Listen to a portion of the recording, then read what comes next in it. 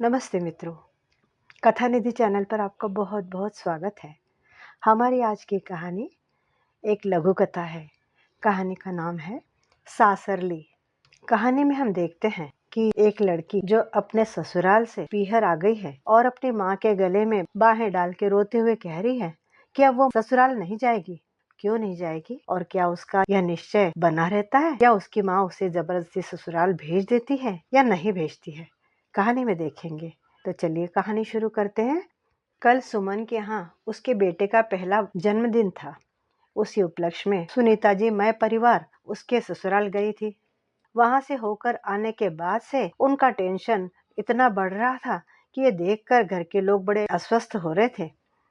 सुनीता जी की नाराजी पल पल बढ़ती जा रही थी। तभी उनकी बहू उनके पास से गुजरी तो उसे समझ में आ गया कि आज सासू माँ बहुत नाराज है, टेंशन भी बढ़ता जा रहा है। उसे उनकी तबीयत की भी फिक्र हुई, लेकिन वो कर ही क्या सकती थी। अगर वो इस समय कुछ कहती तो उसे मालूम था कि ऐसे टेंशन के बीच अगर उसने कुछ कह भी दिया तो सुनीता जी अपने मन की सारी भड़ास अपनी बहू पे उतार देती। पिछले 7 महीने से बहू माधवी ये देख ही रही थी और वो समझ चुकी थी कि ऐसे वक्त में उसका अपनी सास से कुछ भी पूछना या कहना व्यर्थ है, वरना उनका गुस्सा उसी पर फूट पड़ेगा। माधवी की शादी अभी अभी 7 महीने पहले ही हुई थी। वह एक भली लड़की थी और घर परिवार का खूब अच्छे से ध्यान रखती थी। उसे मालूम था कि जब जब ननद सुमन की बात निकलती उस समय सासू माँ अपनी सारी भलमनसाहत भूल जाती और माधवी को सुनाते हुए कहती, तू तो बहू बहुत मजे में रह रही है ससुराल में। मेरी बेटी को देख, कितना टेंशन रहता है उसको। तुझे क्या मालूम कि ससुराल में रहना किसे कहते हैं। तुझे तो यहाँ सब आराम है, न किसी चीज की चिंता रहती है तुझे और न किसी तरह का बंधन रहता है तेरे ऊपर, ना ही किसी काम का तुझ पे बोझ रहता है। तुझे सब बना बनाया मिला हुआ है यहाँ पे। तुझे तो ससुराल में भी पीहर में रहे जैसा ही लगता होगा। पर मेरी बेटी सुमन को देख, फूलों के समान हमने उसे बड़ा किया है। नाजुक लड़की है मेरी, लेकिन उसे ससुराल में कितनी तकलीफ है तू क्या जानती है। मेरी बेटी बेचारी बहुत सीधी है, कुछ बोलती नहीं वहां पे। पता नहीं उस घर में वो कैसे रहती है। आखिर सुनीता जी सुमन की माँ थी और माधवी की सासू माँ थी, इसलिए बहू और बेटी में थोड़ा बहुत फर्क करना तो बहुत सहज बात थी। माधवी उनके सामने कुछ भी न बोलती।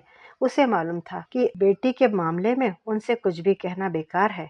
लेकिन जब भी सुमन के ससुराल में कुछ बात होती तो सुनीता जी को हमेशा यही लगता कि उनकी बहू पूरी दुनिया में उनकी बहू जितनी सुखी तो कोई लड़की है नहीं और उनकी बेटी जितनी दुखी और कोई लड़की नहीं है। दुनिया में जितने अत्याचार है वो सारे उनकी बेटी को सहन करने पड़ते हैं और उनकी बहू इस दुनिया में जितना सुख सुविधा होंगी बहू उसका मजा ले रही है। जबकि वास्तविकता ये थी कि उनकी बेटी सुमन को ससुराल में कहने लायक कोई बड़ा दुख न था। वह छोटी छोटी बातों का ही बतंगड़ बनाया करती थी और इसमें सुनीता जी उसको शह दिया करती थी। कल जब उसके बेटे का बर्थडे था तो उसकी ननदें भी आई थी। सुमन की सासू माँ ने दोनों नंदों को उस रात रोक लिया कि भाई रात हो गई है, तुम दोनों यहीं रुको, एक दिन रुक के फिर जाना। इसमें कोई भी अजीब बात तो नहीं है। सुमन और सुमन की माँ सुनीता जी बस इसी बात का टेंशन ले रही थी कि दोनों नंदे घर में रुक गई है। वैसे सुमन को काम काज करने की आदत नहीं थी और ससुराल में जाने के बाद भी वह काम से जी चुराया करती थी। जन्मदिन के उपलक्ष्य में घर में इतने मेहमान आए होने के बावजूद जब नंदों को उसकी सासू माँ ने रोक लिया तो उस बात की शिकायत भी उसने उसी समय अपनी माँ से कर दी थी कि माँ देखो, सासू माँ ने दोनों नंदों को यहाँ रोक लिया है, मेरा काम कितना बढ़ जाएगा ये तुम सोचो। ये भी तो सोचो कि मैं आज कितनी थक गई हूँ, क्या मुझे आराम की जरूरत नहीं है। माधवी भी वहीं पे अपनी सास के पास बैठी थी। उसने कहा, लेकिन सुमन दीदी, आपके नंदे तो कितनी दौड़ दौड़ के काम करिए, देखो ना, आप क्यों टेंशन ले रही हो, वो तो आपका काफी काम हल्का कर देंगी। भाभी की बात सुनकर सुमन गुस्सा हो गई। तुम्हें क्या मालूम भाभी, ये तो दिखावे का काम है। लोग हैं आसपास इसलिए वे दोनों दौड़ दौड़ के काम कर रही हैं। आप सबके जाते ही देखना कैसे बैठ जाएंगे आराम से। पता नहीं कितना समय रुक जाएंगे ये लोग। फिर गुस्से में होठ चबाते हुए बोली, मम्मी, मेरे बस में होता तो मैं इनका मायके आना कब से बंद करवा देती। इस पर माधवी कुछ कहने वाली थी उसे समझाने के लिए, तभी सुनीता जी बोली, माधवी तुम्हें क्या मालूम, तुम्हारी तो एक ही ननद है और वो भी इतनी सीधी सादी है, उससे तुम्हें जरा भी तकलीफ नहीं है, जरा भी परेशान नहीं करती वो वहां पर आने पर। लेकिन जिसकी दो दो ननदें हैं उससे पूछ कि उसे कितनी तकलीफें उठानी पड़ती है उनके आने पर। इसलिए तुम तो अभी कुछ बोलो ही मत। माधवी ने कुछ कहने के लिए खोला हुआ अपना मुंह चुपचाप बंद कर लिया। अब वो क्या कहती कि उसकी ननद कितनी सीधी है वो नहीं जानती क्या? यहाँ उसकी ननद के नंदे तो दौड़ दौड़ के काम कर रही है, लेकिन जब उसकी ननद घर में आती है सुमन, तो वो बस अपनी माँ के पास बैठी रहती है। उसके बेटे का काम तक माधवी के ऊपर आ पड़ता है। अब सुनीता जी इन्हीं सब बातों का टेंशन लेकर बैठी हुई है। उनका सिर दुख रहा है, उनका बदन दुख रहा है, उनके शरीर में जैसे आज जान ही नहीं है। उन्होंने माधवी को आवाज दी और एक कप चाय बनाकर लाने के लिए कह दिया। माधवी भी वहां से आने के बाद थकी हुई थी। उसे भी इच्छा हो रही थी कि सो ही जाए, थोड़ा आराम कर ले, लेकिन सास ने कहा था तो वो चाय बनाकर ले आई। वह दरवाजे में ही खड़ी थी कमरे के कि फोन की घंटी बजी। देखा तो उसके ननद का ही फोन था। माधवी ने बताया, मम्मी जी, सुमन दीदी का फोन है। सुमन का फोन है, ये सुनते ही अब तक जिनके शरीर में जान नहीं थी वो सुनीता जी तड़ से उठी और फोन हाथ में उठा लिया। कैसी है बेटी, सब ठीक है ना? तू बहुत थक गई होगी ना? फोन उठाते ही उन्होंने ये सब कहा। माधवी उनकी तरफ देख रही थी। उधर से आवाज आ रही थी, माँ मैं बहुत थक चुकी हूँ, अभी अभी मेरे दोनों नंदों और सासू माँ को कॉफी देकर अपने रूम में आई हूँ। पता नहीं मुझे थोड़ा आराम मिलेगा या नहीं, कुछ चैन की तो बात ही नहीं सोच सकती मैं इतनी थकी हुई इसके बावजूद उन लोगों को मुझसे कॉफी बनवानी थी। सुनीता जी उसको बोली, बेटी अगर तुझे इतना आलस आ गया था तो उतनी थक गई थी तो तू उनसे बोल देती, और न हो तो तू निकल आ मेरे यहाँ, मायके आजा बेटी, 2 दिन यहाँ रुक के आराम करके फिर चली जाना। तू जब वहां 2 दिन नहीं रहेगी ना, तब तेरी सास और ननद को समझ में आएगा कि घर का काम क्या होता है। हाँ माँ, मैं भी यही सोच रही हूँ, देखती हूँ उनसे पूछ के। अगर कल सुबह तक ननंदे मेरी नहीं गई ना, तो मैं तो सीधे वहां आ जाऊंगी तुम्हारे पास।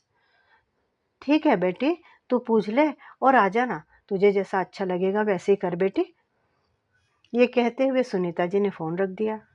माधवी ने डरते डरते पूछा, मम्मी जी, ठीक तो है ना सब सुमन दीदी क्या? हाँ हाँ सब ठीक है। ये कहते हुए सुनीता जी ने माधवी के हाथ से चाय का कप ले लिया। फिर आगे बोली, अरे क्या सब ठीक होना है, सुबह से शाम तक मेरी बेटी काम कर कर के थक गई है और ऐसी नंदे उसके गले पड़ी हैं कि उसकी थकान का उन्हें जरा ध्यान नहीं। अभी उससे कॉफी बनवा के पी जा रही है। सास को भी जरा दया नहीं है कि बहू इतनी थकी होगी तो उसी से क्यों कॉफी बनवाई जाए। माधवी ने एक बार सुनीता जी के हाथ में पकड़े चाय के कप को देखा, फिर सोचने लगी, अपनी बेटी के बारे में सोच रही है, यहाँ भी तो वही हाल है। हम लोग भी तो सारे दिन के थके मांदे घर पे आए हैं, लेकिन मैं भी तो चाय बनाकर पिला ही रही हूँ। फिर भी सोचती है कि इनकी बहू सारी दुनिया में सबसे सुखी और इनकी बेटी सारी दुनिया में सबसे दुखी। सोचते सोचते माधवी अपने रूम में आ गई और जाके बिस्तर पर पड़ रही। आखिर वो भी सुबह की थकी मांदी थी। अगले दिन सुबह जब दरवाजा बजा तो माधवी की नींद खुली। हड़बड़ाते हुए उसने घड़ी देखी, सुबह के 6 बज रहे थे। इतने सुबह सुबह कौन आया होगा, यह सोचते हुए उसने उठकर दरवाजा खोला। देखती क्या है, सामने सुमन खड़ी थी हाथ में बैग लिए। माधवी उससे कुछ पूछती कहती, इसके पहले ही सुमन पांव पटकती हुई घर के अंदर आ गई।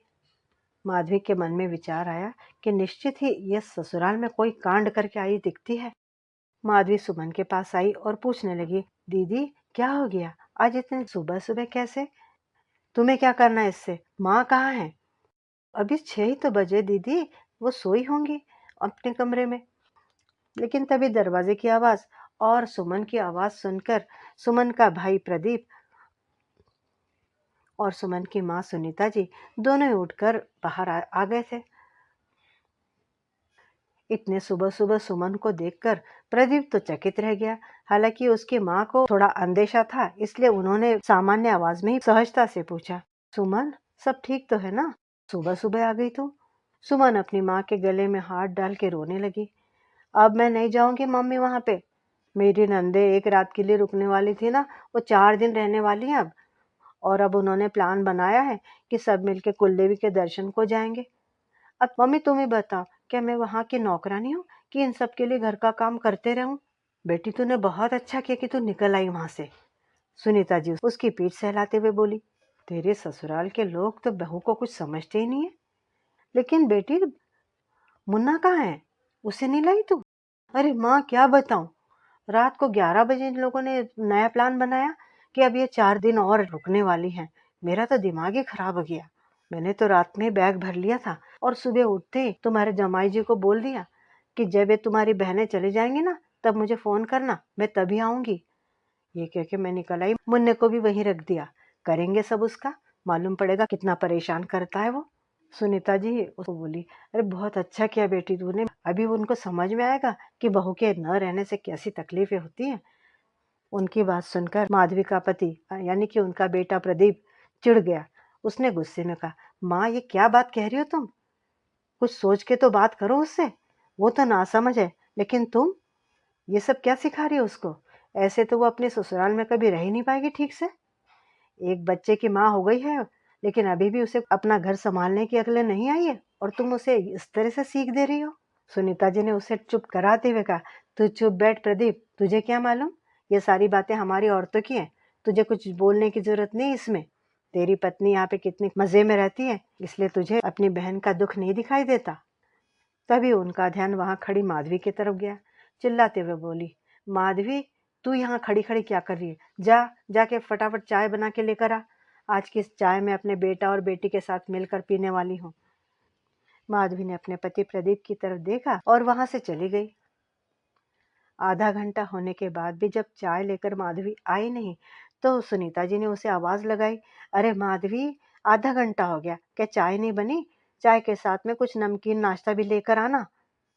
इसके बाद भी माधवी चाय लेकर आई नहीं। तब सुनीता जी को आश्चर्य हुआ, क्योंकि माधवी ने आज तक उनकी कोई बात टाली नहीं थी। तभी माधवी अपने कमरे से बाहर आई। उसके हाथ में उसका बैग था। उसे देखकर सुनीता जी एकदम चौंक पड़ी। बहू, ये क्या, तू कहीं जा रही है क्या? ये बैग किस लिए उठा कर लाई है? हाँ मम्मी जी, मैं मेरे पियर जा रही हूँ। अभी ये वक्त है पियर जाने का? ये क्या तमाशा लगा रखा है तूने, और किससे पूछ के जा रही तू मायके?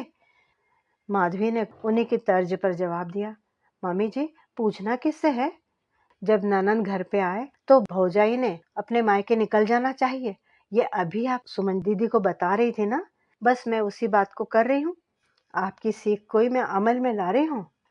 सुनीता जी अपने दोनों हाथ जोड़ते हुए बोली, भाई तू मेरी बेटी की बराबरी मत कर। तुझे क्या मालूम कि मैं कितने टेंशन में हूँ और मेरी बेटी कितने टेंशन में है? तू तो खुशनसीब है कि तुझे हम जैसे लोग मिले हैं। माधवी हंसते बोली, हाँ मम्मी जी, मैं समझती हूँ, आप बिल्कुल सही कह रहे हैं। हर सास की नज़र में उनकी बहू दुनिया की सबसे खुशनसीब लड़की रहती है, और उनकी बेटी दुनिया की सबसे बदनसीब लड़की रहती है कि उसे खराब ससुराल मिलता है। दिन भर की थकी मांदी आपकी बेटी को अगर उसकी सासू माँ ने कॉफी बनाने के लिए बोला, तो उसके ऊपर अत्याचार मान लिया आपने। मैंने भी तो उसी समय आपके हाथ में चाय बनाकर लाकर दी थी, क्या भूल गई आप? मैं नहीं थकी थी? माधवी के इस सवाल का सुनीता जी के पास कोई जवाब नहीं था, और तुरंत ही उन्हें अपनी गलती समझ में आ गई।